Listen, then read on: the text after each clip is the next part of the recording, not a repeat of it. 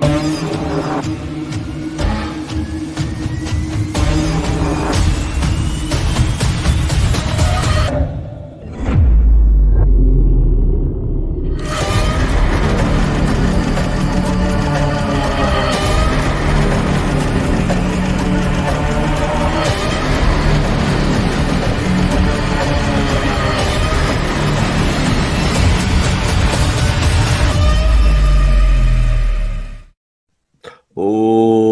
can you feel it in the air tonight? Oh, I feel the wind blowing a cold breeze across my neck, and something horrible is coming up on screen.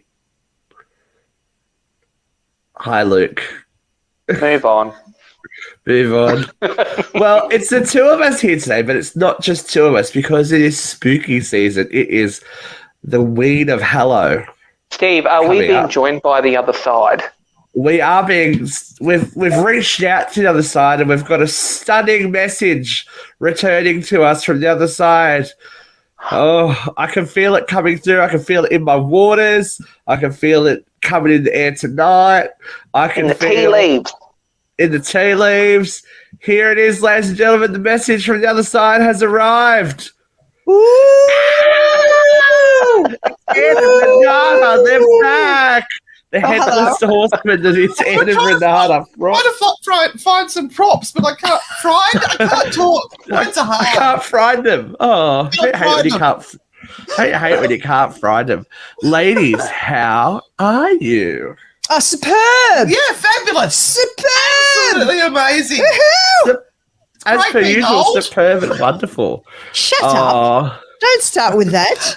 Now, ladies, it's been a hot minute since we've all caught up. So what's been happening This is what I was going to say. The last time that we spoke to you, you were about to go to the UK. Oh, has it been that long? That's how long it's been. Wow. So, yes. Well, go. We went and we spent a lot of money and we came back. Did you have a pie? Did you have a pie over there? No, actually, no. No pies. No pies. We did have like a shepherd's pie, you know. We had Biscoff. Biscoff is the best. Yeah. Oh. I haven't had Biscoff. I haven't done that. This is the whole reason I've put on all the double chins and an extra roll, because of the freaking Biscoff. Oh. Yeah, it's been around for right years. past Buckingham, girls. We did. I think we walked past it at one stage. Or was that the trip before? What? Buckingham. No, we were nowhere near it. No, we did get to Shitterton, and we did go through Fanny's Lane, and I think we got to Butthole Close. And I heard Fanny's Lane's quite nice that time of year. It is. It was very moist. It's very bushy. Yeah, you could hardly see it. We had to kind of do this. We did. We literally had to do that to actually see Fanny's Lane. As long as it didn't smell. Yeah, no. We did eventually get to Muff, and our Muff was our final destination because Renata couldn't do twat. So I only Muff. Yeah, and Muff. The lines between Muff and twat. At Muff, we discovered the Muff Liquor store, so we now have Muff Liquor T-shirts, and I love Muff. And there's also we did Muff Divers Club. Yeah, we didn't get to the Scuba Diving Club to join up the Muff Diving Club, but that's something we can look forward to in the future. Absolutely. Well, look, I think everyone should join that Muff Diving Club at one point or another. Yeah, it's a long way from anywhere. That's the problem. Yeah. It takes you hours to get there. You'd think it'd be down the bottom of the country, but it's actually the very top. It's right up the top. Right up the top. In Northern Ireland, actually. So how was travel? Because we are about to, very quickly, it's approaching for us. We are about to embark on our own overseas journey. What was... Are you traveling premium economy or business class or first class? Oh, please. We're doing extra. We're doing extra comfort. So we're doing like budget plus. So we're a little bit fancy. It's just agonising. The whole thing is agonising, painful. No, I've got the life hack, girls. I'm putting the 5-year-old in between Steve and I, and she's not going to take up any room. So we're actually going to have like 3 seats between the two of us. I'll just run around the hallways and annoy everyone. Yeah. Oh, All good we luck. know, What was our... Take drugs. What did we do, 21 hours or something ridiculous like that? Oh, on the way back, we did a non-stop flight from Heathrow to Darwin. And it was like 17 or 18 hours straight. And, I mean, in one way it was really good because we got it over and done with. Yeah. And but it's a long time to be stuck in a tin can. I was going to say, did you sink some bevies on that trip, girls? we sunk some Valium. I really recommend going to your doctor and say, I have dreadful anxiety flying. Can you give me something for that? Anxious. And I need 5 repeats because I'm going to be flying all the time and it's putting me in That's what dither. I said. We've got so many flights. We've got like 4 flights. I need a lot. And my friend. And my And friend, my friend is too shy. anxious to even come to the doctor. Yeah. The whole family needs it, even though they're not flying. They'll be anxious without you. That's why. It's just a whole story. It's a whole story. Look, we, considering when we went now, we were sort of some of the first to kind of leave from Australia. And it was really, really good. Ireland was fantastic. Oh, yeah. Absolutely brilliant. If you stay out of the major cities in England, then it's super fine. London was a hot mess. It was just dreadful to try and get around. But I think London is like that all the time. When we got to, because we were staying at St. Catherine's, which was a Russian hidey hole. That was interesting. And there was a tube station right next door, so we could jump on and off and travel around. But we made the mistake on the last day of jumping in our hire car and thinking, oh, we'll go hit the bookshop. What was that bookshop we're trying to get to? Is it Treadwell's? Treadwell's, yeah. And we put the navigator on and off we go. And it kept taking into these streets that were blocked off. There was some sort of fun run. I don't know why those two words ever go together.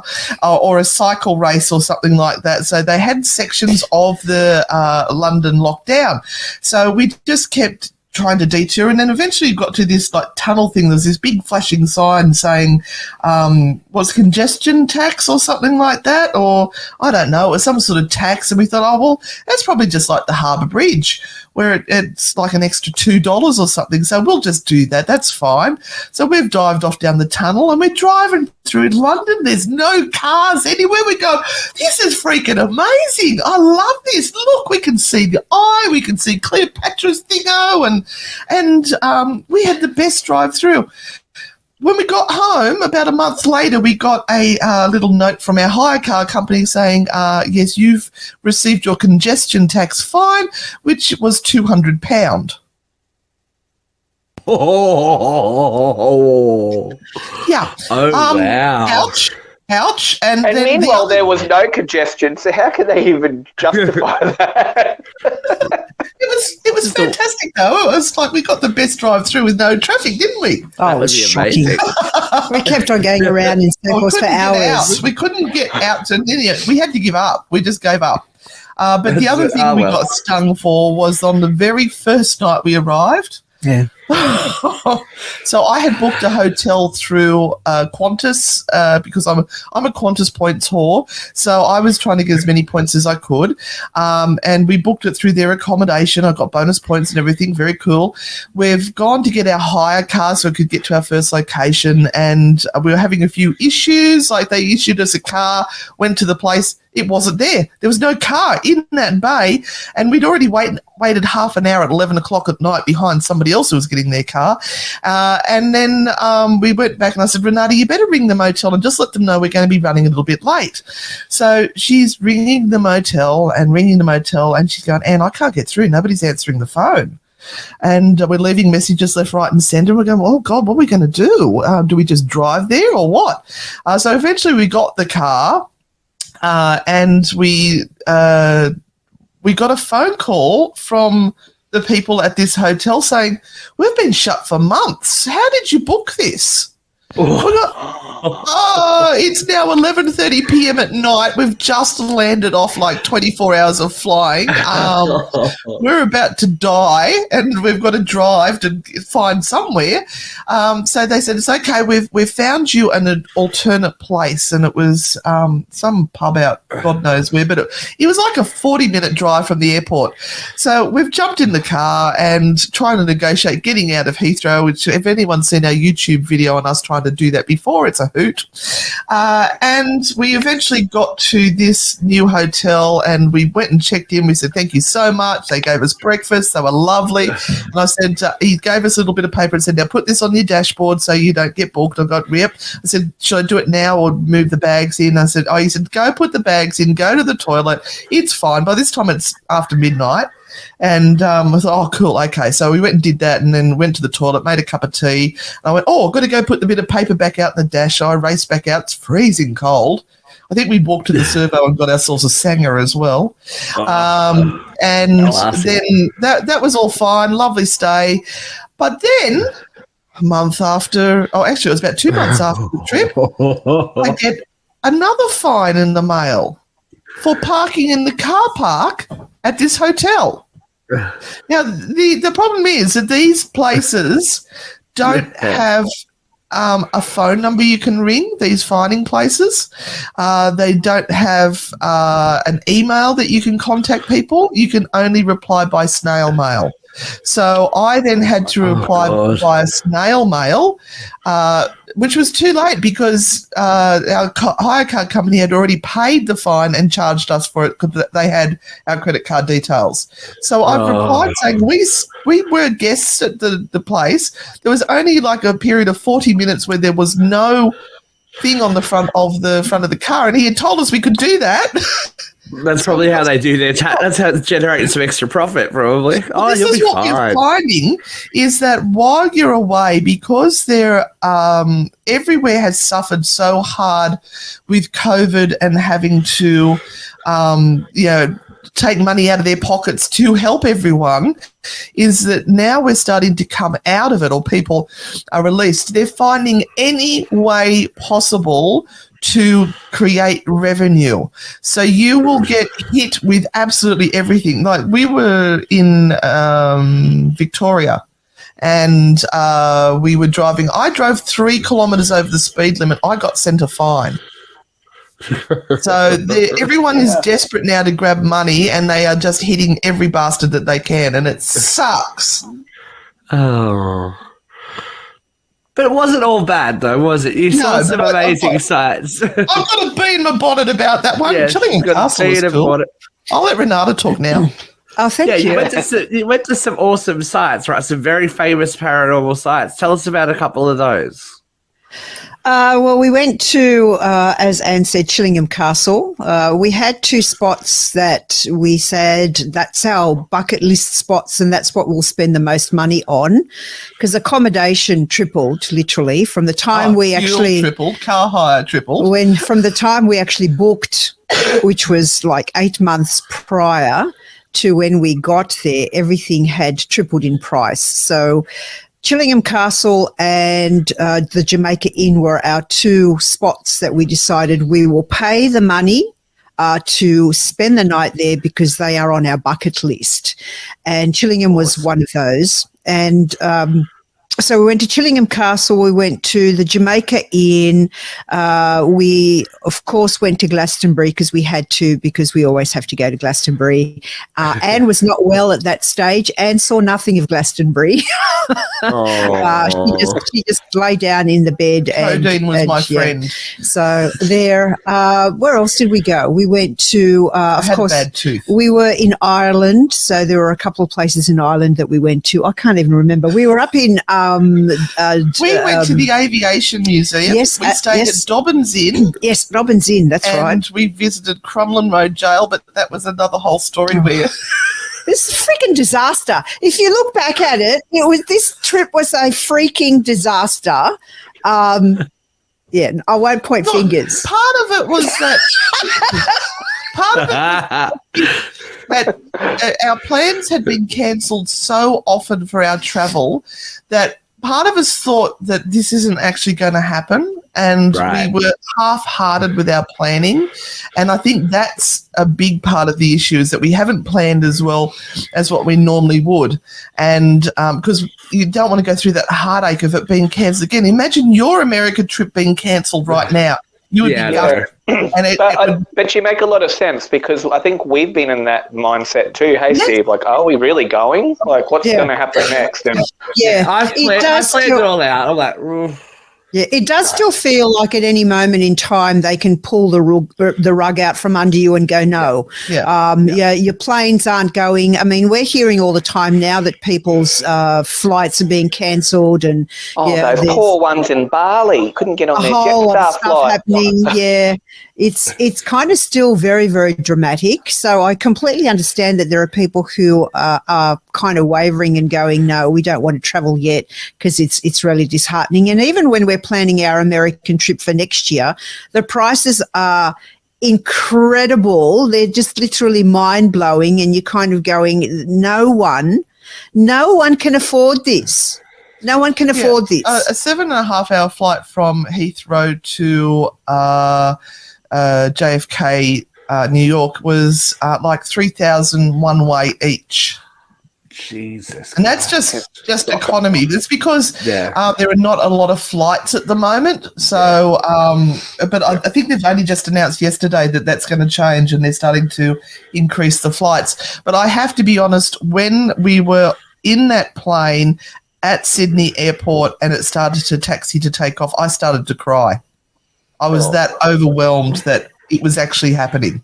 We're going somewhere. Yay! And Renata's just getting the Valium out, going, there you go, pet. There you go, pet. There you go, love. There you go, Joe. Yeah. So we did have a marvellous time. We did see a lot of places. We spent a few days up in the north of Ireland, which we hadn't before. I hadn't before. So that was a whole different met up with Danielle? Vibe for me up there. It is very, very different to the rest of Ireland. And we were hosted by two gorgeous teams up there that took us out for some investigations, and that was wonderful to do. One was an old mill where they made linen and cloth, and another one was the aviation Ulster Aviation Museum, which was that was off its tits, that one. Yeah, that was brilliant. And that was all with Danielle. And then one of the highlights for me was the Tuam.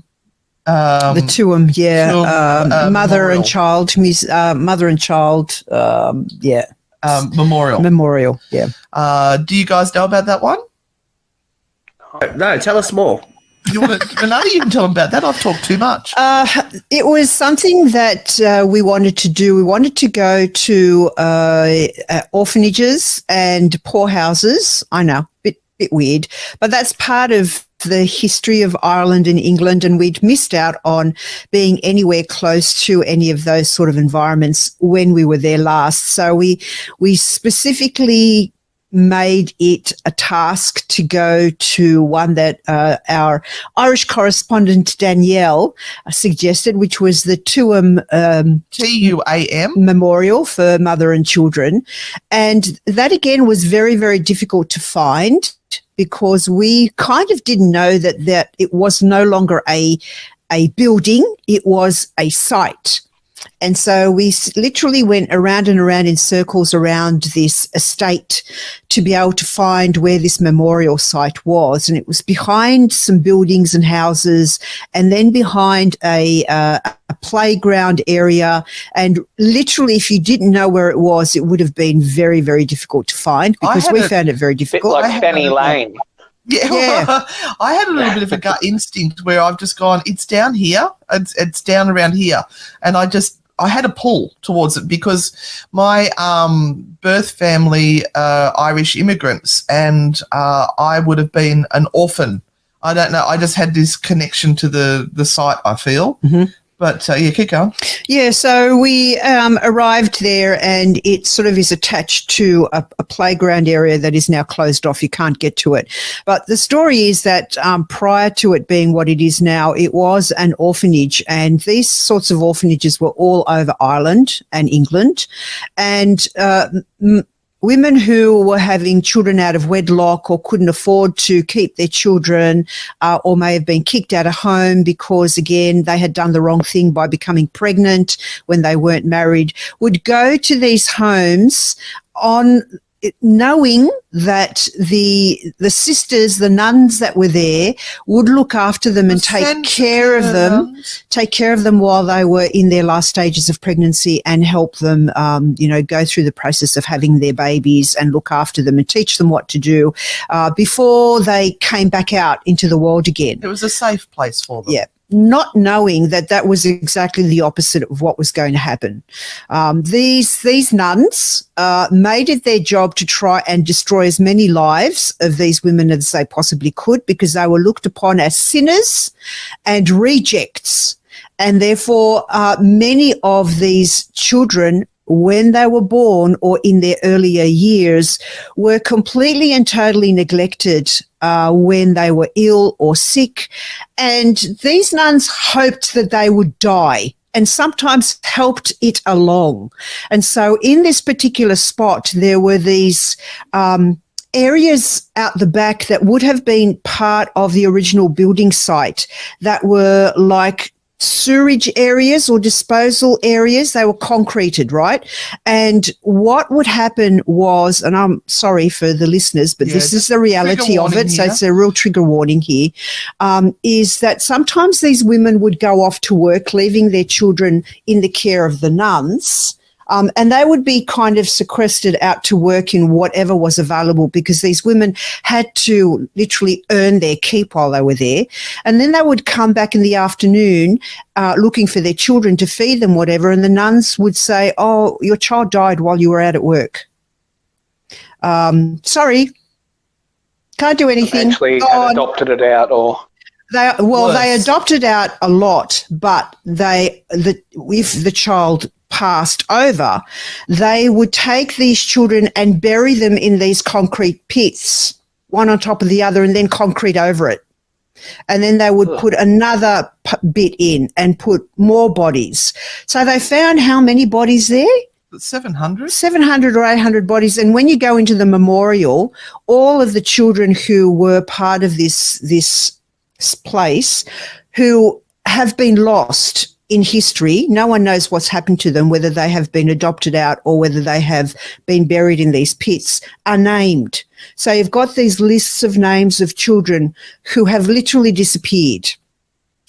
And this was found by two young children who were actually playing in the playground and kind of noticed a bit of an opening in the ground, and they started to dig, and they found that when they looked down into these pits, there were bones there, and they thought they could probably bones of animals or things, sort of some sort of maybe an abattoir or something was on the site, and they would put bones in, and they called parents and everything, and they started to look at what was there, and they realized that they were actually human bones of children probably under the age of 5, 4 or 5, so from newborn to 4 or 5, and so they opened up this whole thing of what was going on. They realized what had been there, so they reached out to the Bon Secure women,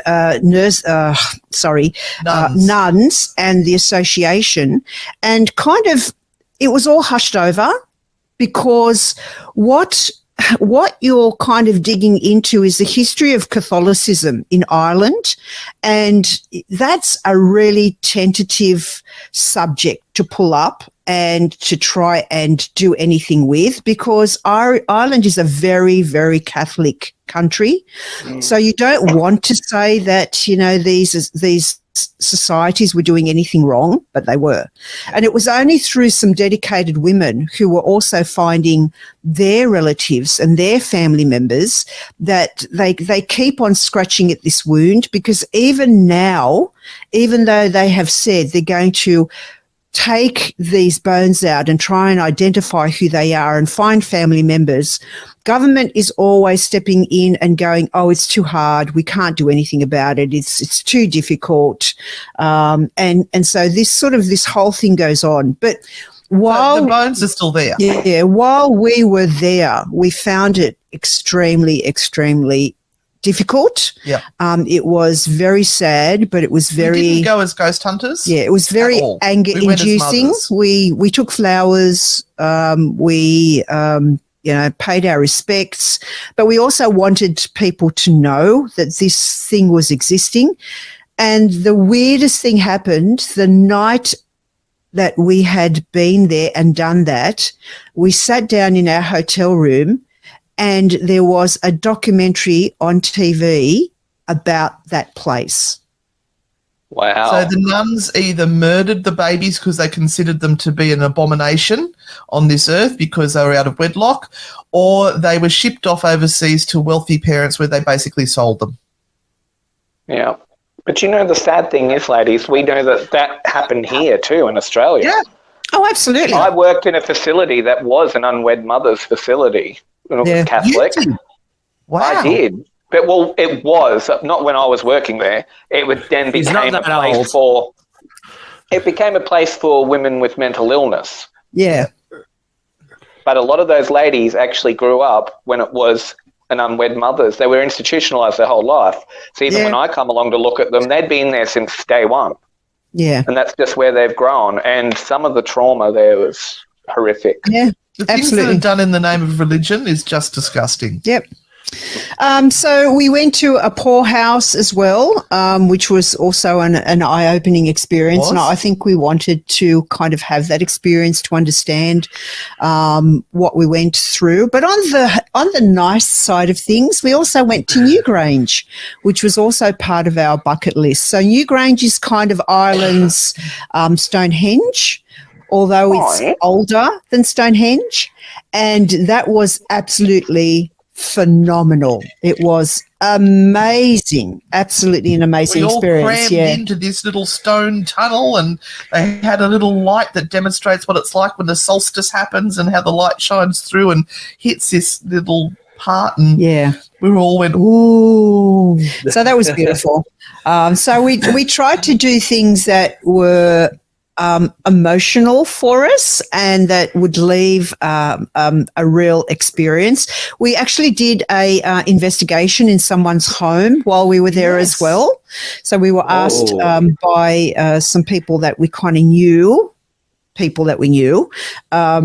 go out and do an investigation to see what was happening in a house that had a dodgy pastor at the local pub. Yeah, that never have the chicken special, never. That they were feeling and seeing things as they were renovating this home, and they got to a point where they were at the crossroads and going, do we even continue here or do we just sell it? Because, we're feeling and seeing and hearing things that are just too much for us. I think what had happened is that the person who had started building that house, because there was no buildings there before, had died, not in the house, but he had died partway through building his project. And I think that was lingering at the back of their mind that maybe he was there. But it turned out it was the man who was renovating, like the living man who had bought the place. It was his brother who had died, and he was just there with him, trying to prank him. Because he used to help with the renovations. Yeah. He used to come over and help. Yeah. And then he passed over very, very suddenly.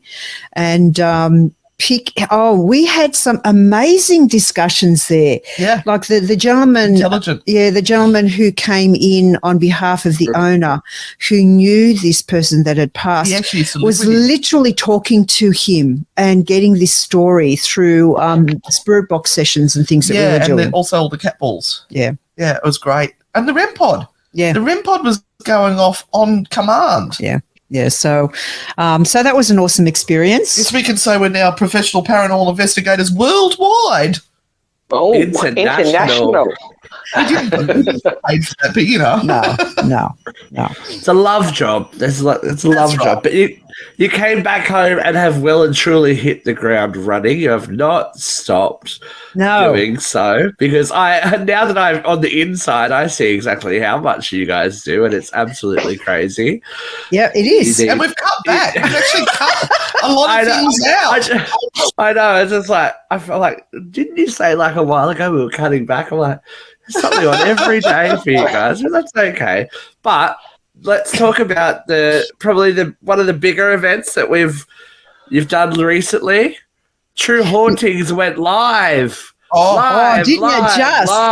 Yes, True it did. Hauntings podcast. Live show. Talk about it to the people that didn't see it. Yes, so we took one of our favourite podcast episodes, which was our very first one, the Amityville Horror, and we did that as a live read at Maitland Jail for a big audience, or about 70 people there.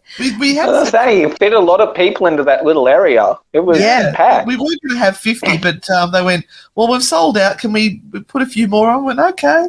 So the lovely Steve that's sitting there actually helped and assisted with the show that was behind us. So there was an interactive presentation, which is fabulous. Multimedia spectacular, we'll call it.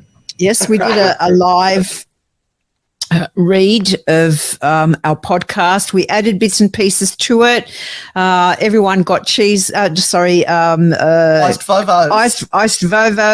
and it was awesome. Yeah, but the jail looked amazing. We actually did it in B block, and we had laser grids set up and red lights, and it looked otherworldly. But people really seemed to enjoy it, apart from the fact they were all freezing their bits off.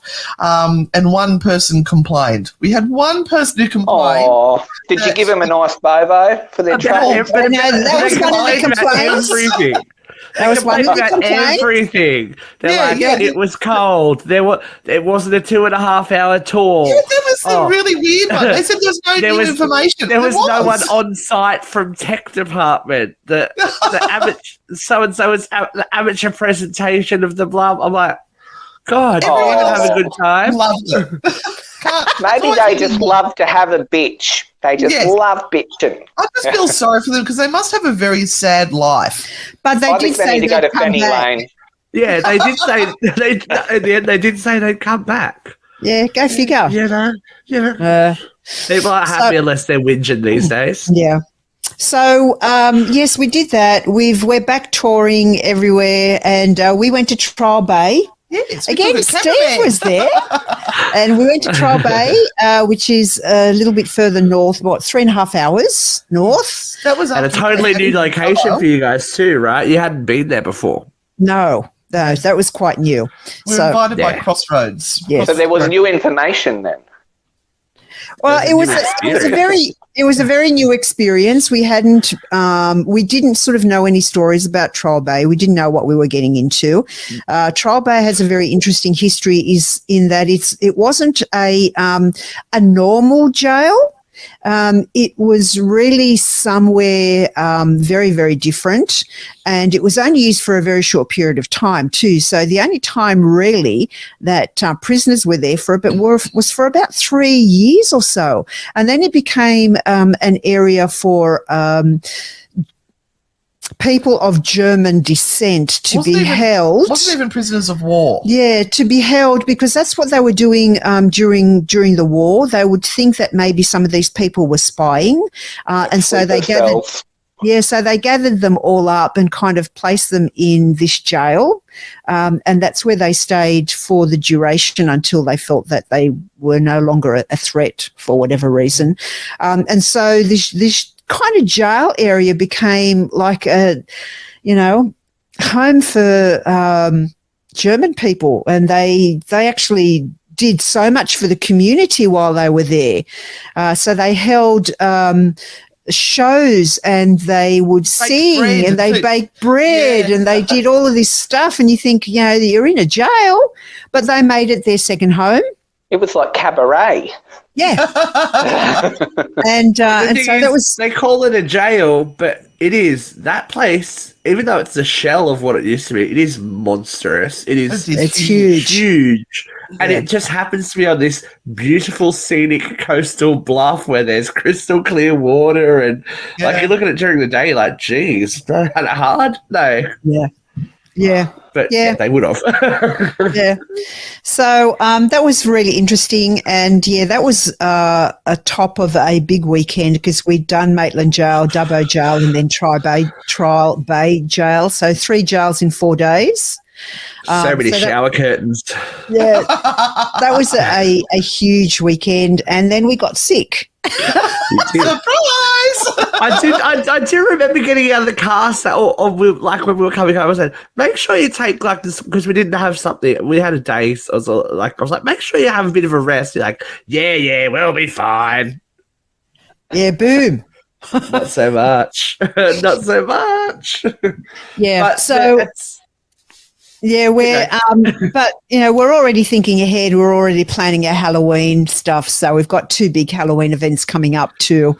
An all-nighter, which I'm refusing to do. I think I'll leave that to the team to do. I'll go home and sleep somewhere.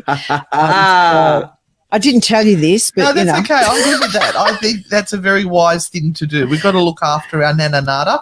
So yes, we've got an all-nighter at Maitland Jail, which sort of sells out within days when we put that on. And we're also doing Halloween night at Maitland Jail as well, which is going to be very, very special because it's going to be all about spirit communication. So everything we do on that night is going to be about connecting with spirit. So it's going to be something very, very unique and unusual. Very exciting. I'm a little bit sad to be missing out, but I think we'll survive. But I think you will. I think you win. I think we'll survive.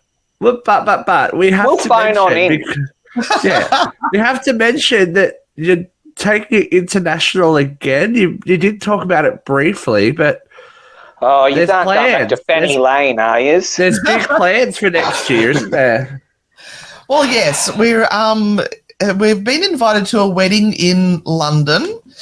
So that's at the end of May. But we also, 3 years ago, we were asked to speak at a women's paranormal conference in West Virginia in the USA.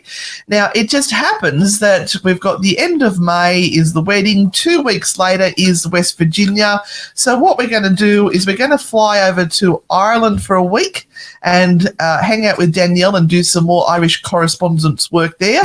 Then we're going to fly over to England, go to the wedding, and then fly over to New York from there, and we're going to hit Salem.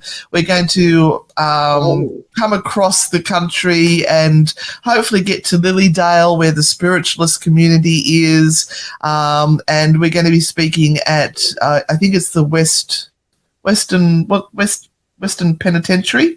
That one, and Western Hills. There is a few other little bits and pieces. I know the Trans-Allegheny Insane Asylum is not far from there, so we will try to get to that as well. And we've only just, like literally yesterday, started looking at places where we can investigate, but it's going to be all about the ghosts once we hit America, because Renata's never been before. Oh, Renata, you got to eat some peanut butter M&Ms. Yeah. So I've got to lose some weight before I can put it back on again. I've been trying and it's not happening, so now I've just resigned to, I'll just Photoshop all my photos. Life hacks. That's the problem. So you guys have to prep us, and we need to know everything. So we need to know food, accommodation, driving.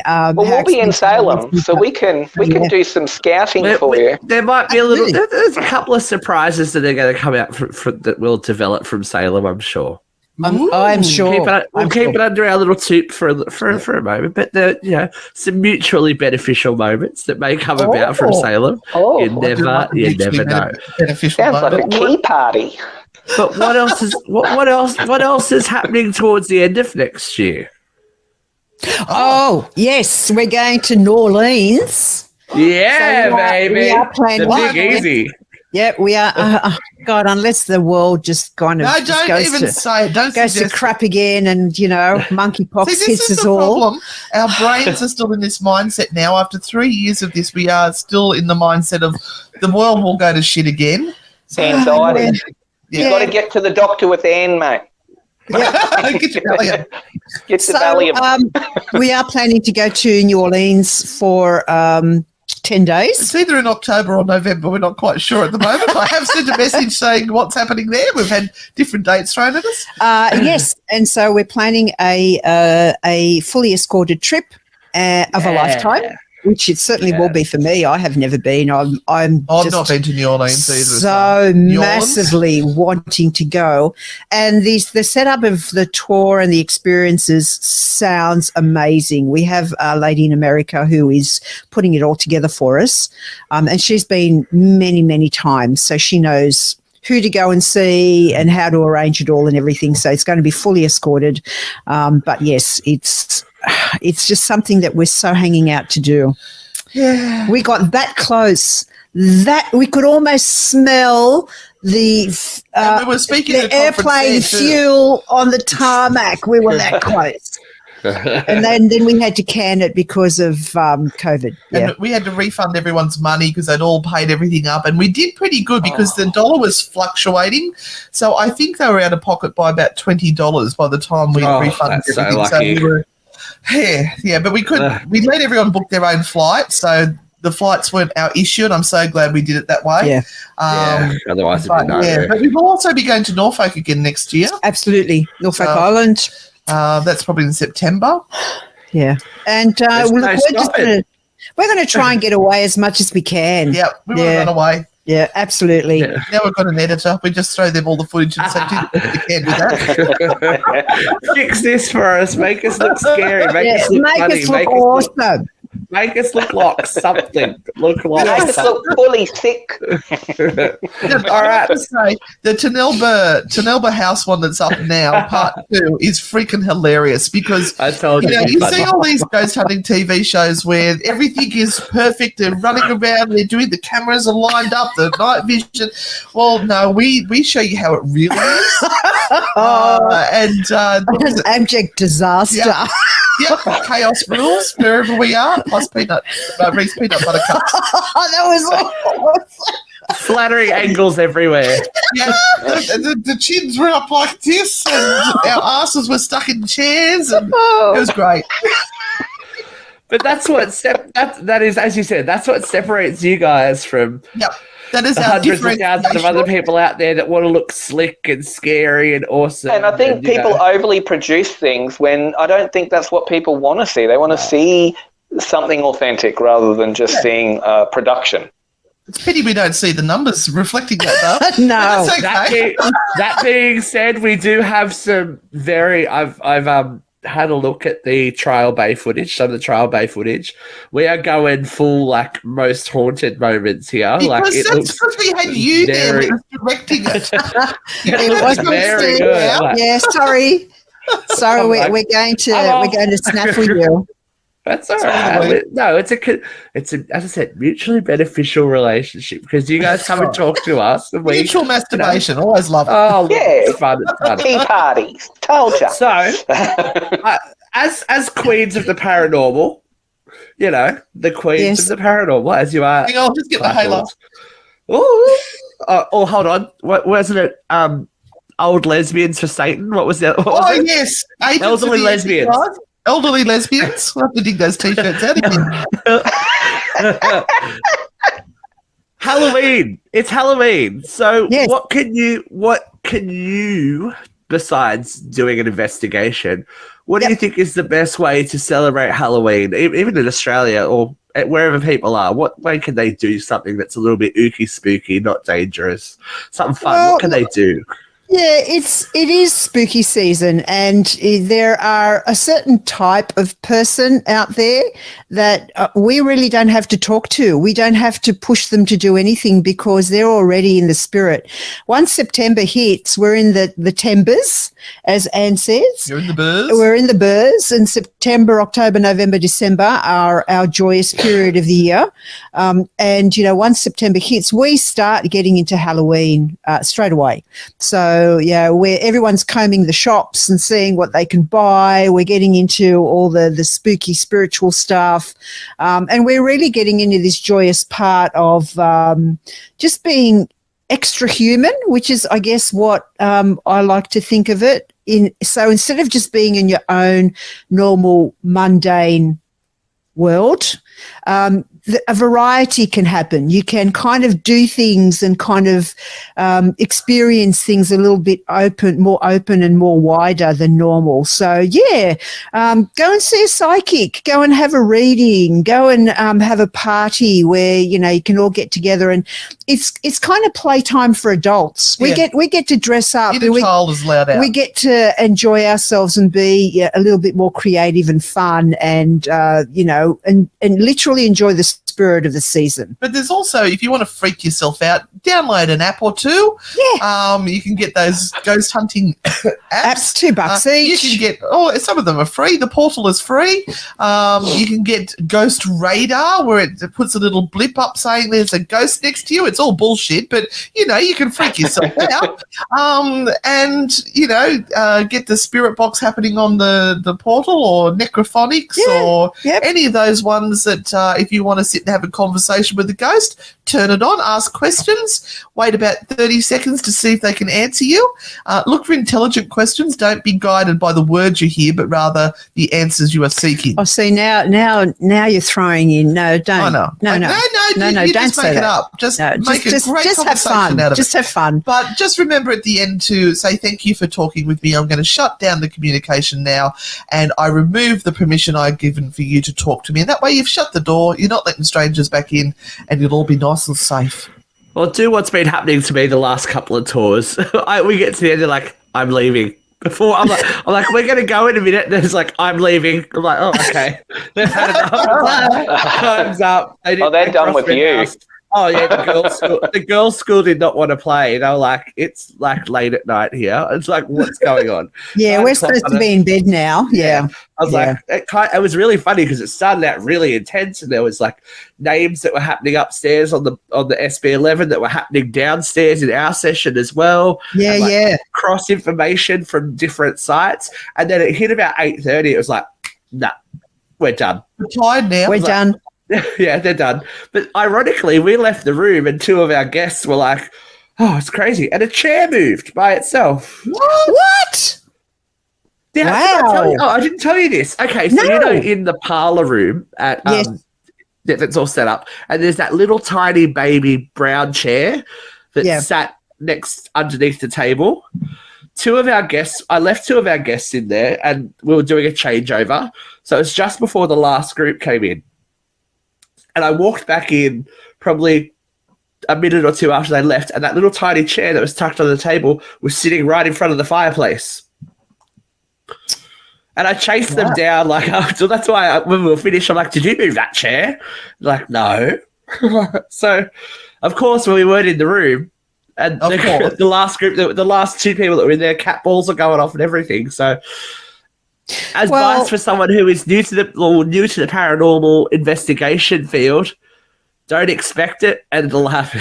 Basically, yeah, absolutely. Look the other way, and it'll happen. Yeah, right. 2 nights ago, I went to bed. My husband had gone out just for a drive. I went to bed, and he came home, and in the morning he said to me, "Why did you leave the door open?" And I went, "I didn't leave the door open. What do you mean?" He said, "Well, I came home and the front door was completely open. I came in like really scared that something had gone on, came into the bedroom to see where you were. You were fast asleep. I tried to wake you up.